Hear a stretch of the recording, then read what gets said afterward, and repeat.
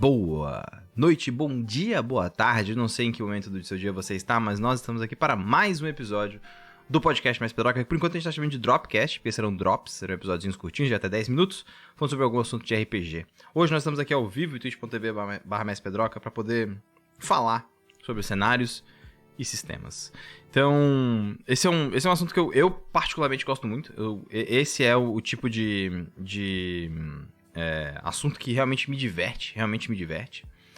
E pra quem não sabe, né, a gente sempre parte do pressuposto que você caiu de paraquedas aqui, você não tá me entendendo nada. Em um RPG, a gente tem duas coisas que são complementares, né, nesse jogo de interpretação. A gente tem um chamado cenário, que é meio que o mundo onde as aventuras acontecem, e a gente tem um sistema, que são as regras para efetivamente jogar o jogo nesse cenário, nesse mundo que está sendo criado aí por todos.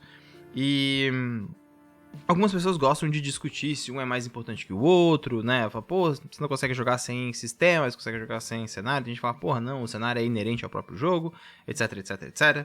E é sempre interessante a gente refletir um pouco sobre o que essas duas coisas significam, como que elas dialogam entre elas e como que você pode potencializar isso na sua mesa. Então, eu gosto de pensar, né, eu afirmo isso, na verdade, que o cenário potencializa o sistema e o sistema potencializa a proposta de cenário. Então, quando a gente está falando sobre jogar RPG, a gente está falando sobre criar histórias, interpretar personagens, estar em um mundo fantástico onde coisas que são um pouco diferentes da nossa realidade podem acontecer.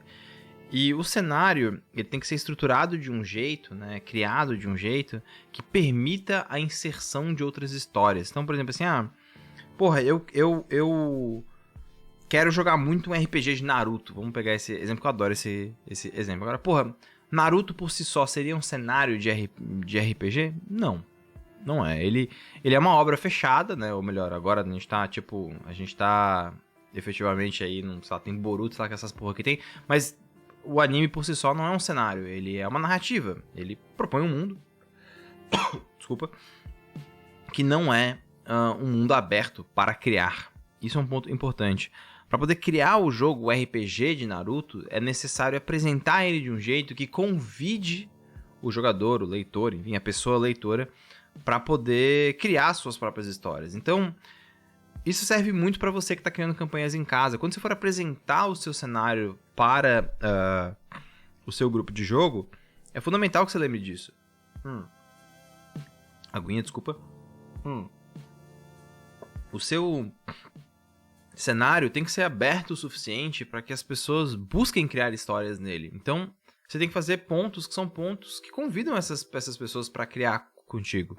Se você dá todas as respostas no seu cenário, não existe jogo, não existe local onde elas podem criar contigo. E o cenário tem que fazer perguntas mecânicas. Então, eu vou pegar um exemplo, que é um exemplo recente, é um exemplo que eu estou bastante envolvido, que vocês vão entender o que eu quero dizer com isso. Quando o Tormenta 20 foi apresentado para o público, uma das coisas que chamou bastante atenção foi o sistema, né, de poderes concedidos. E eu, quando lançou, eu fiquei pensando, poder concedido? Porque o que isso significa, né? As 20 divindades maiores do panteão de Tormenta, elas podem conceder poderes especiais para os seus devotos. Então, se você é um personagem que é devoto de um deus ou uma deusa, você pode receber poderes de volta, são poderes concedidos. Por outro lado, o interessante disso é que você cria uma vantagem mecânica no sistema de ser um devoto. Então é interessante pro jogador olhar pro seu próprio personagem e pensar, será que ele não seria um devoto de algum desses deuses?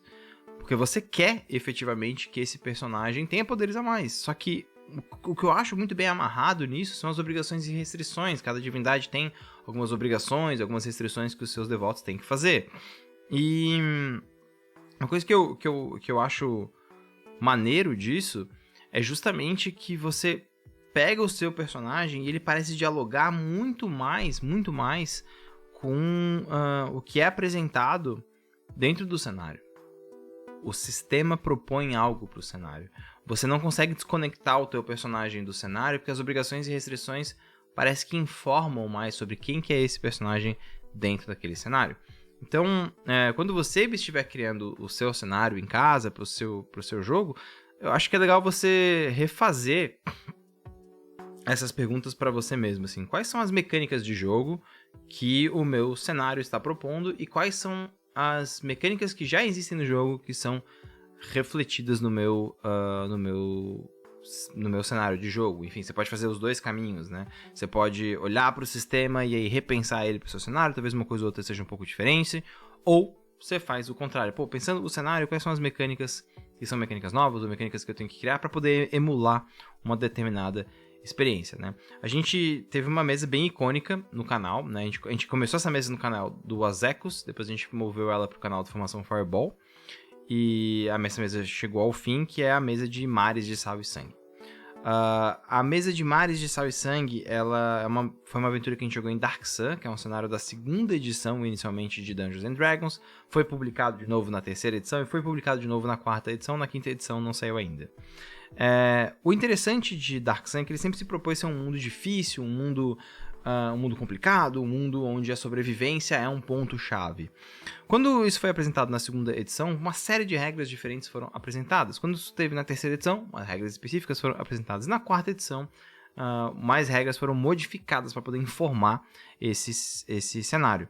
E é muito interessante porque quando você entende, né, o que isso significa para o jogo, você começa a ter um olhar um pouco mais crítico pro sistema e perceber, por exemplo, que na quinta edição teriam que ser feitas algumas modificações para ter uma experiência de cenário como teve nas outras edições. E agora, né, você que está criando o seu jogo em casa, é legal você fazer essa pergunta, pô, eu tô jogando, mas eu tô jogando Tormenta e não é em Arton. Tô jogando Tormenta 20, mas é no mundo que eu criei. Eu tô só usando o cenário, o sistema. Massa! Quais são as modificações de sistema que você precisa fazer para sua campanha fazer mais sentido? Porque no fundo, isso é um ponto muito importante. Muito importante. O seu grupo de jogo vai sentir e vai vivenciar o seu cenário através do sistema. É através das mecânicas de jogo que vão impulsionar a narrativa que o seu grupo vai efetivamente sentir o que está acontecendo naquele universo, vai interagir com aquele universo e vai factualmente criar memórias naquele universo. Isso é um ponto muito importante. Nosso assunto de amanhã é sobre criar boas memórias, então você que é responsável por esse aspecto, né, do jogo, tenta integrar mecânicas com o cenário e você vai perceber que isso funciona muito bem e isso cria um tipo de jogo muito mais interessante, né? Então, para mim, é muito importante que você faça essa reflexão, que você pense nisso, que você olhe para isso com bastante carinho. E fica aí a recomendação de você refletir sobre cenários e sistemas, não versus, né, mas né, uma integração entre os dois. Muito obrigado você que acompanhou esse episódio até aqui. Esse foi o final do nosso Dropcast, o nosso podcast Mestre Pedroca com drops de conteúdo de RPG todos os dias, sempre de manhã cedo, publicando também no nosso YouTube, no formato de vodcast, né, de videocast, e ao vivo na Twitch durante a semana. A gente faz lives de domingo a quinta-feira. E é isso, espero que vocês aproveitem a semana de vocês. Muito, muito, muito obrigado. Vejo vocês amanhã e até a próxima.